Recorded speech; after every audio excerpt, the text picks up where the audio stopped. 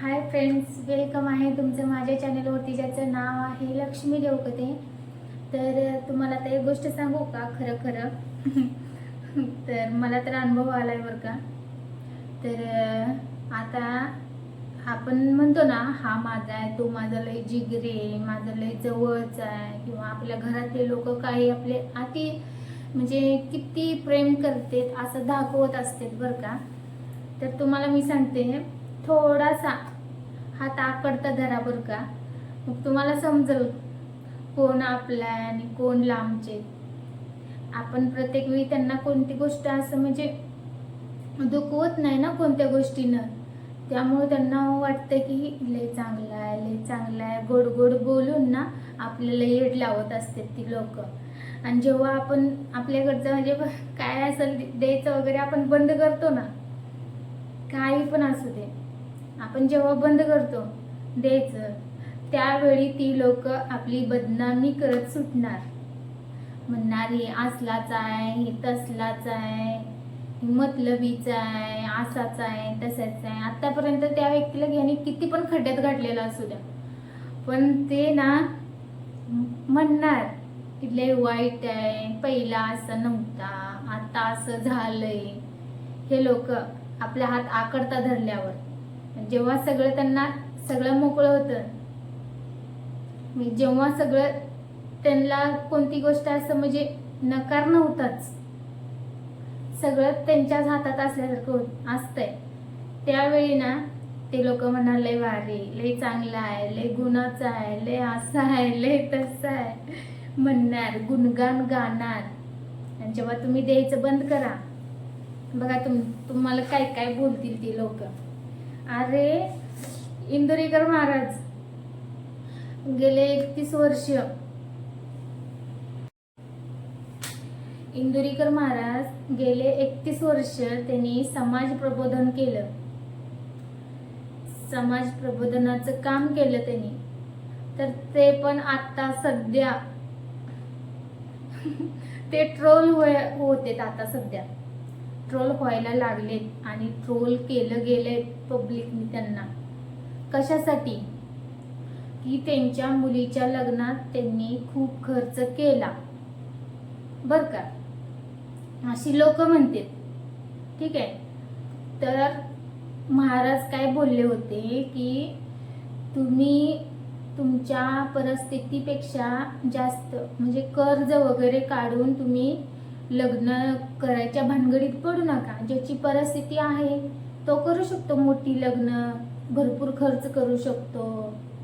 गरिबांना कर्ज काढून लग्न करू नका, ते कर्ज फेडण्यात तुमचं आयुष्य घालवण्यापेक्षा तुम्ही साधे लग्न करा, असे इंदुरीकर महाराज बोलले होते. तर या लोकांनी त्या महाराजाला ट्रोल करून टाकले. मी पण खूप मोठी फॅन आहे बरं का इंदुरीकर महाराजांची, कारण का ते सगळ्याला बोलते, पोरींना बोलते, सासूंना बोलते, सुनांना बोलते, दारुड्यांना बोलते, चांगल्यांना बोलते, मी सगळ्यांच्या सगळ्या म्हणजे जिथं तिथं व्यवस्थित बरोबर बोलते ते काय बोलायचं ते. पण काही लोकांनी त्याच्यावरून पण त्यांना ट्रोल केलं गेलं की त्याच्यावरनं पण ट्रोल केलं की बायकांची रिस्पेक्ट करत नाही इंदुरीकर महाराज. अरे ते रिस्पेक्ट करतात, पण ज्यांच्या त्यांच्या पटीत. आणि मग ज्यांना कुणाला राग येतो ना त्यांचं ऐकून ना, ज्यांना राग येतो ना ते खरंच चुकीचं वागतात मला तर वाटतंय. कोणी कोणी स्टँड घेतलेला इंदुरीकर महाराजावर विषयी, कोणी तक्रारी पण दिल्या होत्या बरं का. इंदुरीकर महाराज काय म्हणतात माहितीये का, असं एखादा दिवस जात नाही की माझ्या मागं लपडं नाही म्हणून. रोज उठलं का नवं एक लपडं माझ्या पाठीमागं असते. त्यांचं कीर्तन मी सारखं लावत असते बरं का. जेव्हा जेव्हा मी स्वयंपाक बनवत असते, भांडी घासत असते, त्यावेळी ना ते कीर्तन लावून ठेवते मी, ऐकत ऐकत. मी पहिल्यापासून मला आवडच आहे, मला लय आवडतं इंदुरीकर महाराजांचं कीर्तन. जेव्हा आम्ही म्हणजे लहान होतो ना, तेव्हा पण आमच्या घरात काही टीव्ही वगैरे नव्हता, पण टेप होता, टेप. टेपला मेमरी लावलेली दादानं आमच्या. म्हणजे आमच्यात सगळ्यांचं सॉंगचं वगैरे लय येड सगळ्यांना. परत ती कथा वगैरे, देवांच्या कथा वगैरे ऐकायचं. परत हिंदी मराठी सॉन्ग. परत तेव्हा कॅसेट होते ना पहिला, जेव्हा ती कॅसेट टाकायचं, पलटी मारायचं, दुसऱ्या साईडनं ऐकायचं, ते सिस्टम ते पण आमच्यात होतं बरं का. टी व्ही नव्हती त्यामुळं दादांना टेप विकत घेतला आणि त्याला बॉक्स, इतका मोठा बॉक्स असा जोडला होता. खूप आवाज यायचा सगळीकडं. पण ते इंदुरीकर महाराजांचं कीर्तन मेमरीत भरून आण, कुठं कॅसेट आण, कुठं ते कथा सगळ्या. कुठं देवाला वगैरे गेले ना आमच्या घरातले, ते कॅसेट घेऊन यायचे. लय भारी असं म्हणजे ऐकायचं. पहिल्यापासून मला सवय. ते मेमरीत ते दादानं आमच्या, माझ्या भावानं मेमरी भरून आणली होती इंदुरीकर महाराजाच्या कीर्तनाची. आणि ती टेपला जॉईंट केलेलं, काय ते कसं केलेलं, आणि ते ऐकायचो आम्ही. काही पण कामं वगैरे करायची असली ना, काय काम सकाळी संध्याकाळी कामं असली ना, ते लावायचं आणि ऐकत ऐकत कामं आवरायची आम्ही. असं करत होतो आम्ही पहिला. तर हे लोक ते इंदुरीकर महाराजांच्या मुलीच्या कपड्यावरनं त्यांना ट्रोल केलं गेलं. ते महाराज शेवटी काय बोलले, मी फेटा उतरवतो आणि मी हे सगळं बंद करून टाकतो. मी काय बोललो होतो हे लोक ऐकून घ्यायच्या मनस्थितीत नाहीत. हे लोक काय बोलते, इंदुरीकर महाराज बोलला होता, तुम्ही लय मोठं मोठं बोलला होता, लग्न साधी करा, मग तुमच्या पोरीच्या लग्नाला एवढा खर्च कशाला केला. अरे ते ना 2-3 दिवसाची कमाई आहे त्यांची, तेवढा साखरपुड्याला खर्च केला त्यांच्या पोरीला तेवढी. आणि ते जे कपड्यावरनं बोलले, पोरीच्या कपड्यावरनं, ते महाराज काय म्हणते तुम्ही जरा डोक्यात घ्या, की मी साखरपुड्याचे कपडे कोण घेतात, नवरीला साखरपुड्यातले कपडे घेतात कोण, हे सांगा मला पहिला, असं बोललेत. म्हणजे बघितलं मी व्हिडिओ वगैरे आलेले. तर ह्या लोकांना पण सोडी नाहीत ही लोक. आपण तर किरकोळ आहे राव, है का नाही. किरकोळांना पण सोडी नाही ती सोडा. पण ते महाराजांना एवढं ट्रोल केलं जात आहे आता सध्या. तर ते महाराज म्हणते मी अक्षरशः फेटा उतरून ठेवतो आणि मी हे सगळं बंद करून टाकतो. तर बघा मग, पहिल्यापासून तर मी इंदुरीकरची खूप मोठी फॅन आहे बरं का. त्यांनी किती काही चांगलं बोलू दे, वाईट बोलू दे, मला ते खरंच लय भारी वाटतं बरं का. जे रिअल आहे ते बोलतात. ज्याला लागायचं ते लागतंय, पण ज्याला खरंच चांगलं वाटतंय ते खरंच खूप म्हणजे फॅन आहे बरं का. आपल्या व्हिडिओ तर थोडीच आपण म्हणजे छोटे आयडीवाले, त्यामुळे आपले व्हिडिओ जास्त काय व्हायरल होणार नाही. पण खरं मी मनापासून सांगते, मी खूप मोठी फॅन आहे. त्यांनी म्हणजे असं बंद करूच नाही. कारण का हे पण सांगते तुम्हाला, हे पण सांगते की इंदुरीकर महाराज जेव्हा त्यांनी पूरग्रस्तांसाठी त्यांनी 1,11,000 म्हणजे असं मदत दिली, तेव्हा हे लोक ट्रोल करणारे कुठे गेलते हो. हे असंच आहे हो. चांगलं जे माणूस करते ना ते नाही कधी व्हायरल होणार, पण जे चुकीच्या पद्धतीनं चुकीचं म्हणजे अगदी एकदम चुकीचं जे बोलते ना ते लवकर व्हायरल होते. मग त्यांनी पूरग्रस्तांसाठी मदत केली, ते का नाही कुणी व्हायरल केलं, हे पण बोला ना मग कोणतरी. हे अशी लोक आहेत. त्यामुळे लोकांचं कधीही मनावर घ्यायचं नाही. कोण काय म्हणताय म्हणा, आपलं आपलं चालू ठेवायचं. धडते घोड्यावर पण बसू देत नाहीत आणि रस्त्याने पण चालू देत नाहीत. घोड्यावर बसलं का म्हणणार काय मुक्या जनावराच्या वर बसलाय, उतर खाली. चालत चालल्यावर म्हणणार हा घोडा असून चालत चालले, एवढं येडं कुठं बघितलं नाही. ही अशी लोक आहेत. ह्यांच्या नादाला कधी लागायचं नाही. ह्यांचं डोक्यात काय घ्यायचं नाही. कुणी काय सांगितलं ना, हा विषय क्लोज करून टाकायचा आणि आपलं आपलं स्वतः हे करायचं. मला तर असं वाटतं बाबा, तुम्हाला बघा कसं वाटतंय मग. कारण काय लोक ना इतकं डोकं चालवतात ना, काय सांगायची सोय नाही. गोड गोड बोलून निघल तेवढं काढतात. पुन्हा आपल्याकडून जरा कमी जास्त व्हायला लागलं ना, नंतर लगे तिले वाईट आहे, तिले असं आहे तसं आहे. मग जगाला बदनामी करणार हे लोक. हे असंच आहे रे, आपले जवळचे असो नाही लांबचे असो, मतलबीच असते. त्यांच्यासाठी किती काही करा, सरळ सरळ म्हणते काय केलं तू आमच्यासाठी. एवढं करून पण सरळ सरळ बोलून टाकते, तू काय केलंस आमच्यासाठी. मग जवाच्या तवा सुधरा जरा, जवाच्या तवा जरा अंतर देऊन राहायला शिका, नाहीतर खड्ड्यात घालवायला काही कमी नाहीत आपल्याकडं. किती जरी केलं तर नाही काय केलं आमच्यासाठी म्हटल्यावर काय बोंबलायचं त्यांच्या पुढं, काय करायचं. तू काय केलंच नाही म्हटल्यावर मग काय म्हणायचं. त्यासाठी आधीच काय असेल ते आपलं आपलं व्यवस्थित राहावा. आपल्या कष्टाचं ना, जे कष्टाचं आहे ते कधी वाया घालवू नका, त्याच्यावर उधळत बसू नका. किती जरी केलं तर कोणीच म्हणणार नाही की तुम्ही बाबा आमच्यासाठी केलंय. तोंडावर बोलते, तोंडावर काय केलंस तू आमच्यासाठी म्हणून. तुलाच लागलं सगळं, तुलाच खायला पियाला लागलं, मग बाकीचे सगळे वार पिऊन जगले, एकाच व्यक्तीला लागत होतं खायला. काय केलं तरी ह्यांच्या मनानं सगळं असून सुद्धा मला काय म्हणायचंय, काही पण सगळं त्यांच्या हातात असून सुद्धा सध्या म्हणते तू काय केलंस आमच्यासाठी. बोललेत ते, त्यांनी नाही म्हणावं, कबूल करून मी दाखवणार. अशी लोक असते, त्यासाठी लांब राहायचं सगळ्यापासून. जेव्हा जेव्हा समजले ना, जेव्हा समजते तेव्हा तरी कमीत कमी लांब राहायचं. काय उपयोग नाही असली म्हणजे असं मतलबी नाती ना खरंच नसावती. खरंच तुम्हाला अजून पण मी सांगते, खरंच तुम्हाला मनापासून नातं जपायचं असेल तर खरंच नातं जपा. पण ही फालतू नाती मतलबासाठी जी जवळ येतात ना, त्यांना कधीच जवळ करू नका. आता आपल्याकडचं द्यायचं बंद झाल्यावर कोण जवळ सुद्धा येत नाही बघा. आपल्याला गरज पडू द्या, आपण म्हणू द्या मला एवढी गरज लागणार आहे, कोण सुद्धा तुम्हाला मदत करणार नाही, एकही कोण मदत करणार नाही. आणि जेव्हा त्यांना गरज पडते तेव्हा बघा कशी येते ती, एकदम मासूम चेहरे बनवून कशी येते ती बघा. आणि जेव्हा आपल्याला गरज पडते तेव्हा हे कुठलं कोण आहे ओळखत सुद्धा नाही आहेत. अशी लोक आहेत, जवळचे पण आणि लांबचे पण. लांबच्यांचा काही संबंध नाही, आपण त्यांना थोडीच कधी मदत केली का काय, पण जवळची सुद्धा अशी करणारी लोक आहेत.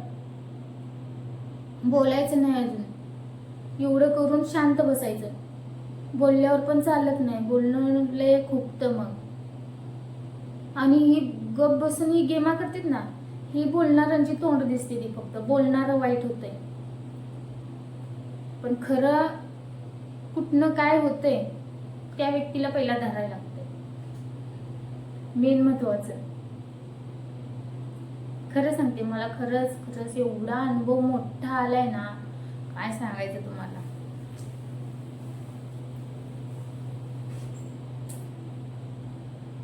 लोक कुणाला बदनाम करायचं सोडत नाहीत. ते अनिरुद्ध महाराज ते त्यांचं पण किती छान असतं ना, राधाकृष्ण काय ते आपलं राधाकृष्णाचं मठ वगैरे काय तर आहे ना तिथं, ते बघते मी अनिरुद्ध महाराजांचं पण. ते त्यांचं पण मला खूप पटतंय बरं का, खूप भारी बोलते, सगळ्यांच्या बाजूने बोलते. इंदुरीकर महाराजांसारखंच बोलते, सुनांना सुनांसारखं, आईंना आईसारखं, म्हणजे मुलांना मुलांच्या सारखं, प्रत्येकाच्या बाजूनं असं म्हणजे बरोबर हे करते.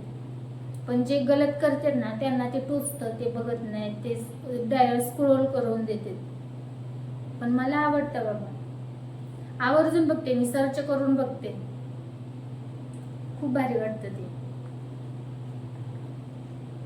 पण हे लोक ना सुखानं जगू देत नाही. कोण चांगलं करून खायला लागलं ना त्यांना पण नाहीत राहू देत रे, अवघड आहे लोकांचं. अजून काही बोलायचंय मला, पण थांबा जरा, अजून मला कन्फर्म होऊ द्या, कन्फर्म. मी लगेच नाही बोलणार कुणाला काय, फक्त माझं डोक्यात असते ते. मला केव्हा बोलायचं तेव्हा मी बोलणार, कारण का समजू दे, जरा परफेक्ट बातमी लागू दे मला, मी बरोबर सांगते सगळं. हे काय कोण कुणाजवळ काय काय बोलतेत ना, हे सगळं मला समजतं. ह्यांना काय वाटतं माहिती का, आम्ही बोलतोय, हिला काय समजत नाही. मला सगळं माहीत असते. तुम्ही बोलला ना, बोलल्या बोलल्या मला सगळं समजत असते.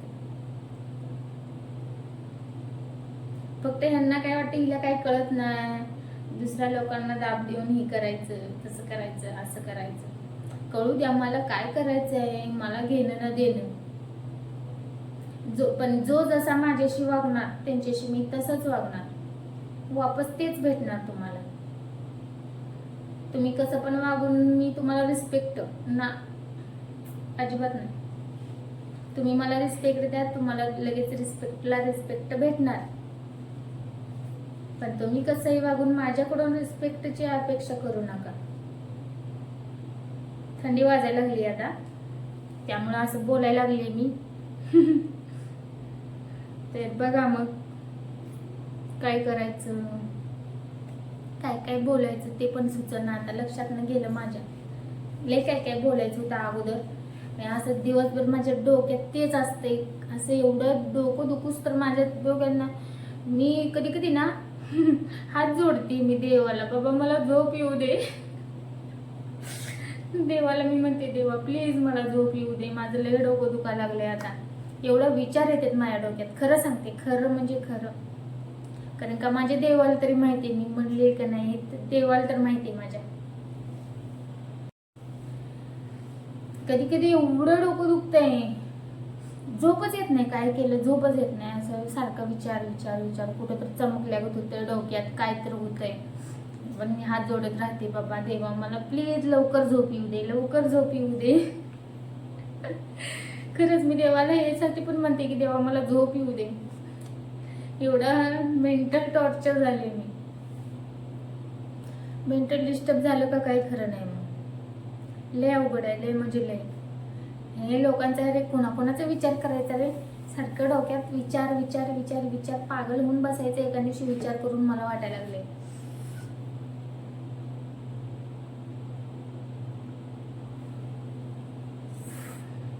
पण मी ठरवते कुणाचं टेन्शन घ्यायचं नाही, आपण अजिबात कुणाचं टेन्शन घ्यायचं नाही, निवांत राहायचं, रिलॅक्स राहायचं ठरवते. पण असं जरा शांत, म्हणजे माझी मुलं वगैरे जागी आहेत ना, तोपर्यंत माझ्या कोण काय सुद्धा माझ्या लक्षात येत नाही. पोरं ती झोपली, मी एकटी शांत असली ना, मग वाटतंय ही मला असं म्हणलं होतं, ती मला तसं म्हणलं होतं, मग माझी काय चूक होती, मग मला हे लोक का बोलले, मग मी का शांत बसली, हे पण विचार येतात मला कधी कधी. की मग हे मी एवढं बोलून पण मग मी का शांत बसली, असं पण विचार येतात. एकटं मन सैतानाचं घर म्हणतात ना, खरं आहे. मला तर कळलं खरं आहे ते. कारण का खरंच मी एकटी बसली ना, खरंच माझ्या डोक्यात येते. म्हणून मी पोराला ती मी जास्त दुपारी झोपू देत नाही. बाळा झोपू नको असं तिकडे, मला करमत नाही म्हणून ना त्याला झोपू देत नाही मी. मग ती झोपला तरी म्हणतो, ए मम्मी मला उठवू नको, मी झोपणार आहे. आणि मग झोपला का मग नाही डिस्टर्ब करत, झोपला का झोप बाबा. त्याची झोप झाल्यावर मग ते फ्रेश झाला ना, परत निवांत असतोय तो पण. एखाद्या दिवशी त्याला पण सुट्टी भेटते, रोज तर कुठे भेटते, निवांत असते 1-2 दिवस. 2 दिवस तर कुठलं, सॅटर्डेला हाफ डे असतोय आणि संडेला एक सुट्टी असते. झालं, परत रेग्युलर चालूच असते त्याचं. तर मी काय बोलायला लागले, कुठं कुठं चाललंय टॉपिक.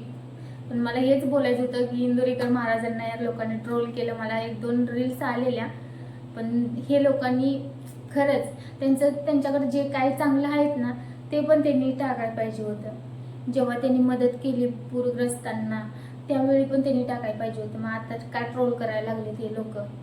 कारण का मला त्यांचं कीर्तन खरंच खूप आवडते, खूप म्हणजे खूप छान असते. मला ते एकदम कॉमेडी पण आहे आणि त्याच्यामधून खूप काही घेण्यासारखं पण आहे. फक्त कॉमेडी पण नाही आणि फक्त वाईट पण नाही. ती प्रत्येक गोष्ट कशी बोलते ते तुम्ही पण लक्ष देऊन ऐकत जावा कधी. खरंच मला आवडते त्यांचं,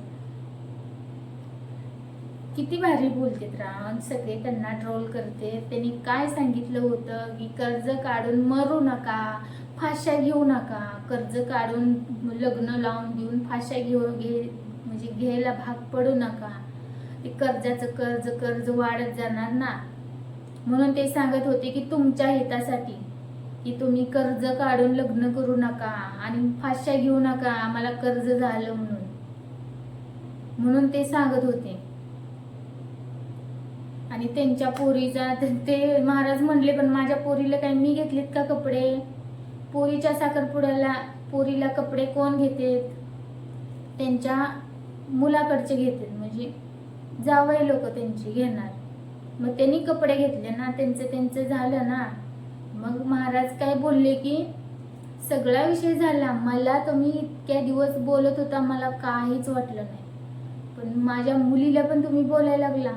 त्यांचा काय दोष आहे? मुलांचा. तुम्हाला नाही पटत बघू नका, मुलांचा काय दोष आहे?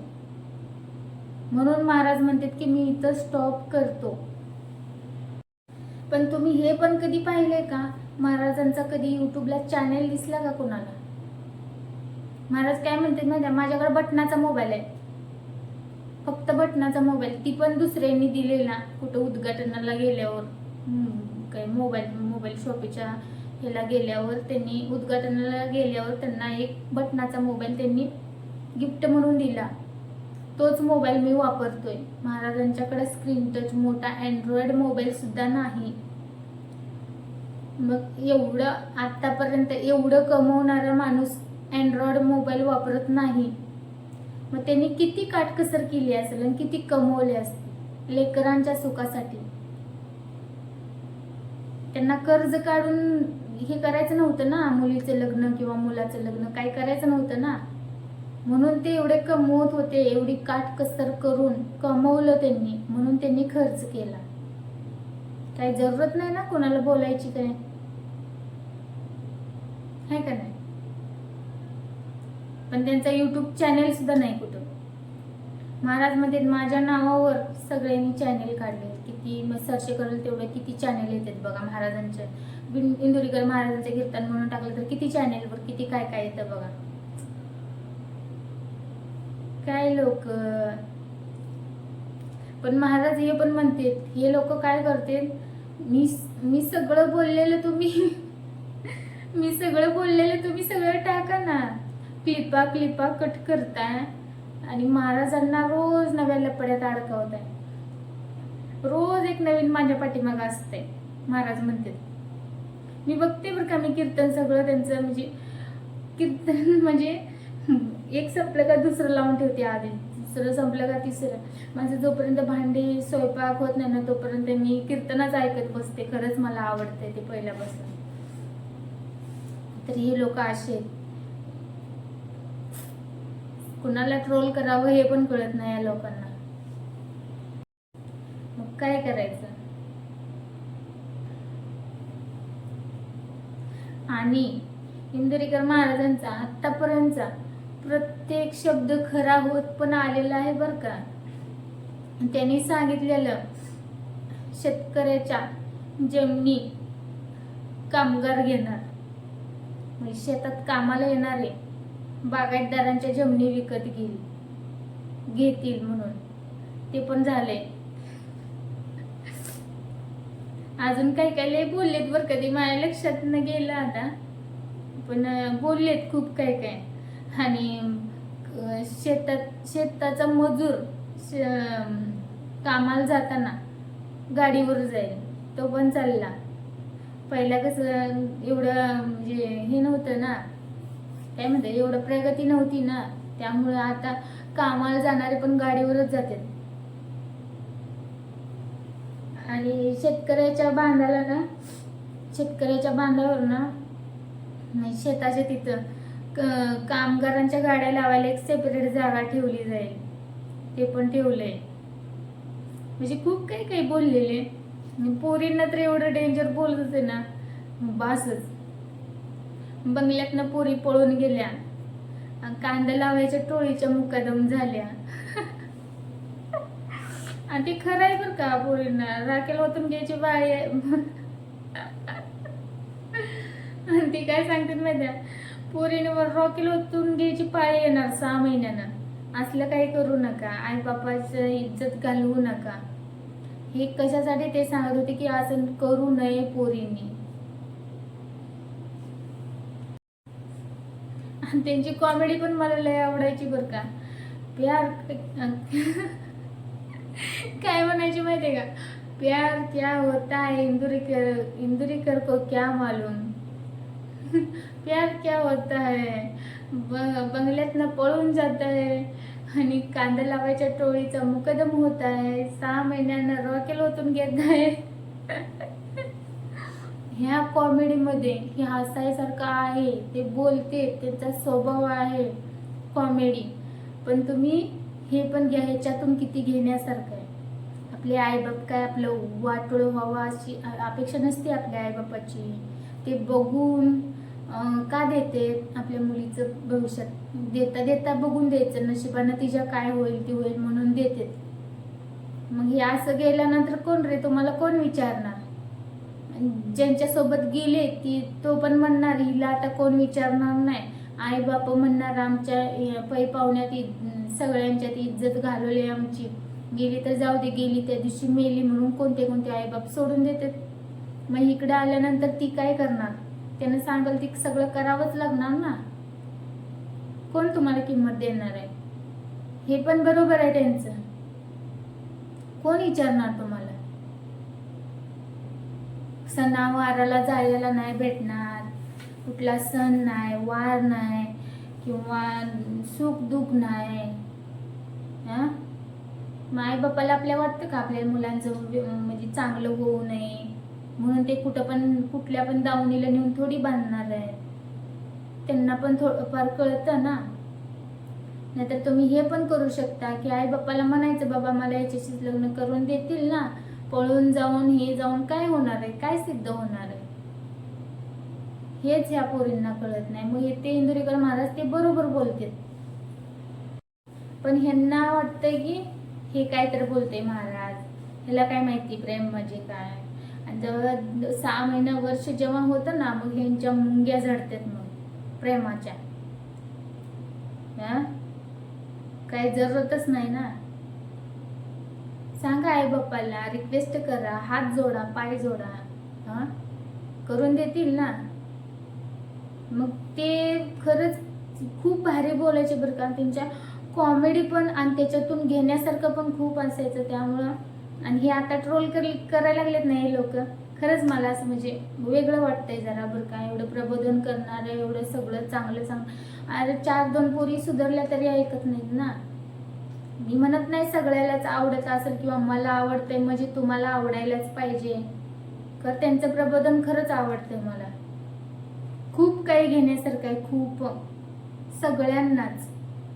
ते काही एकाचीच बाजू घेऊन बोलत नाही किंवा एकच असं कोण वाईट असं नाही म्हणत नाहीत. तसे ते सगळ्यांच्या बाजूने बोलते. जे वाईट आहे त्यांच्यासाठी पण बोलते, जे चांगलं आहे त्याच्यासाठी पण बोलते. पण ते जे त्यांनी बोललेलं ज्याला लागू होते ना त्यांना टोचते. मग ते तसलं काय ऐकत बिकत नाहीत.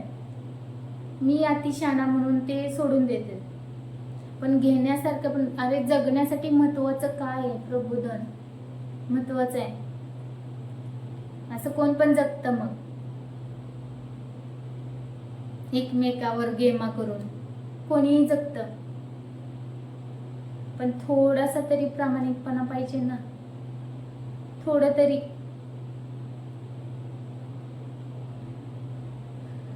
त्यामुळे मला वाईट वाटतंय हे महाराजांना. बाकी कोणाचं काय काय झालं मला कधीच काय वाटलं नाही, पण हे महाराजांना ट्रोल व्हायला लागल्यावर खरंच मला डेंजर वाटलं बरं का. एखादं किती समाजासाठी, समाज प्रबोधनासाठी एवढं झटून एवढे 31 वर्ष त्यांनी खूप काय काय ह्याच्या अगोदर पण ट्रोल झालेत. पण त्यांच्या ह्याच्यामध्ये कमेंट पण मध्ये मी बघत होते, तर त्यात पण निगेटिव्ह कमेंट येत होत्या. परत ह्याच्यामध्ये ते शिवलीला ताई, त्यांना पण निगेटिव्ह कमेंट येते. अरे हे रिअल बोलतात हे लोक, त्यामुळं निगेटिव्ह कमेंट येतात. खरं पचत नाही माणसाला. परत एकदा सिद्ध झालं, माणसाला खरं बोललेलं पचत नाही. झालं का नाही परत एकदा सिद्ध. पहिल्यापासूनच ते होत आलंय, पण मला अनुभव भेटला खूप वेळा भेटलाय मला पण परत एकदा अजून एकदा सिद्ध झालं की खरं पचत नाही आजकाल. खरं बोललं का झोंबतंय, खरं बोललं का माणसं तुटतेत. त्यासाठी खोटच बोलाव का सगळ्यांनी मग आता? काही उपयोग नाही बाबा अशा गोष्टींचा. मी एक कॉमेडी म्हणून पण ऐकते त्यांचं कीर्तन आणि घेण्यासारखं पण खूप आहे म्हणून पण ऐकते. आणखी एक 302 कलम 302, आता ती कलम चेंज झाले पण आता ते चॅनलचं नाव कलम 302च आहे. ते एक चॅनल मी बघते. परत इंदुरीकर महाराजांचं कीर्तन आणि अनिरुद्ध महाराजांचं एवढं 3 चॅनल मी कंपल्सरी बघते. कारण का खूप काही घेण्यासारखं असतंय. बाकीचं काय मग कधी टाइम भेटेल तसा मी एखाद्या वेळी बघते, नाही तर नाही, मग हेच कंपल्सरी असते. आणि खरंच हे इंदुरीकर महाराज आणि ती कलम 302चं एवढं भारी वाटतं ना मला, कारण का त्यात दोन्ही सेमच आहे. कारण का कसं आहे माहिती आहे का, ही काळाची गरज आहे. हे लोक काय पोरं पळून जाते, परत ते काय मॅटर वाढते किंवा काय होतंय ते ना. कलम 302 चॅनल तुम्हाला पण बघायचं असला ना नक्की बघा बरं का. खरंच खूप भारी अनुभव, त्याच्यातून खूप काय शिकायला भेटते किंवा वाईट ह्याच्यातून बघू नका तुम्ही. तुम्हाला मी आधीच सांगते की तुम्ही म्हणणार हे असलं तसलं बघते, पण ते आहे ना त्याच्यातून आपल्यासाठी काय चांगलं आहे हे बघा तुम्ही हे बघू नका की ती लपड्या झपड्याचं ते बघतात असं तसं, ते समजू नका तुम्ही. त्याचे परिणाम काय झालेत हे नक्कीच बघा तुम्ही. आणि त्याच्यातून खरंच खूप लोक सुधारलेले पण आहेत. त्याच्या खाली कमेंट पण बघा, किती छान कमेंट आलेत. मी सुधारलो, मी असं झालो, मला म्हणजे अनुभव शेअर केला दुसऱ्यांनी म्हणून मी सुधारलो, अशा काही कमेंट आलेल्या आहेत. खरंच खूप छान आहे, खूप भारी आहे. कलम 302 शेलार मामाचे व्हिडिओ बघा, नक्की बघा तुम्ही. वाईट ह्याच्यातून अजिबात बघू नका. त्याच्यातून शिकायला काय भेटतं हे घ्या तुम्ही. मला टाइम भेटेल तसं मी बघते, पण ते बोलणं पण त्यांचं जरा वेगळं ह्याच्यात आहे. पण खरंच जेव्हा पूर्ण स्टोरी बघाल ना, तुमच्या डोक्यात येणार ह्याच्यापासून किती लांब राहावं आपण, किती हात लांब राहावं हे तुमच्या डोक्यात येणार बरोबर. त्यासाठी मी सांगते बरं का, खरंच कुणाचं तरी म्हणजे एक जरी हा व्हिडिओ बघितला आणि एक जरी सुधारलं, तेव्हा त्याच्या डोक्यात प्रकाश पडला, बाबा आता आपण चुकीचं वागतोय, भविष्यात कधी काही होऊ शकतं. त्यासाठी तुम्ही एक जरी सुधारलं ना, खरंच खूप म्हणजे हे झालं, ते खूप भाग्य समजायला लागल आपलं. म्हणजे आपल्यातले कोणीतरी एक जरी सुधारलं ना तरी पण चांगलं वाटेल मला. तर हे असल्या फालतू लपड्या झपड्यात अजिबात पडायचं नाही. कुठल्या काय उपयोग नाही त्याचा, कोण किंमत देत नसते. शेवटी आपली लग्नाची बायकोच आपली असते, लग्नाचा नवराच आपला असतं, बाकी कोण नाही.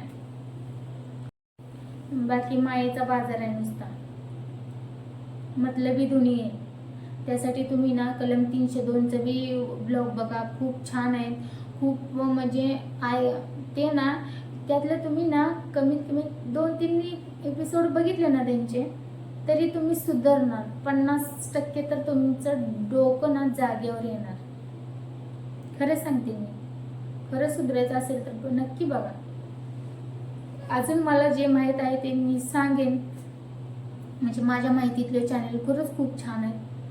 मी ठराविक तेवढे 4-2 बघते, नाही तर मी दुसरं कुठलं काय बघत नाही. न्यूज चॅनल वगैरे एखादा बघते आणि बाकीचं मग हे म्हणजे जे चांगलं वाटतंय, जे आपल्यासाठी महत्त्वाचं आहे, आपल्या काळाची गरज आहे, आपल्याला भविष्यात काय उपयोगी पडेल हे बघत जावा. फालतू गोष्टीवर उगाच आपलं नेट वाया नाही घालवायचं. ओके, तर बोलूया अजून. दुसऱ्याच टॉपिकवर बोलायचं होतं मला, मी दुसराच बोलला. आता माझ्या डोक्यात अगोदर वेगळंच होतं, बोलले वेगळंच. बरं जाऊ दे, आपल्याला जे बोलू वाटेल ते आपण बोलत राहायचं. ओके, तर लाईक करा, शेअर करा, सबस्क्राईब करा आणि कमेंटमध्ये पण सांगा तुम्हाला काय वाटतं इंदुरीकर महाराजांचं. खरंच मला वाईट वाटलं बरं का. त्यांनी त्यांच्या मुलीला असं नाही बोलायला पाहिजे होतं किंवा त्यांच्या कपड्यावरून जज केलं गेलं. हे असलं काय बरोबर नाही वाटलं मला तर ठीक आहे. बोलूया नेक्स्ट व्हिडिओमध्ये. लाईक करा, शेअर करा, सबस्क्राईब करा आणि कमेंटमध्ये पण सांगा आणि बेल आयकॉनवर क्लिक करा आणि ऑलवर क्लिक करा म्हणजे माझ्या प्रत्येक व्हिडिओचे नोटिफिकेशन तुमच्यापर्यंत येत राहील. थँक्यू.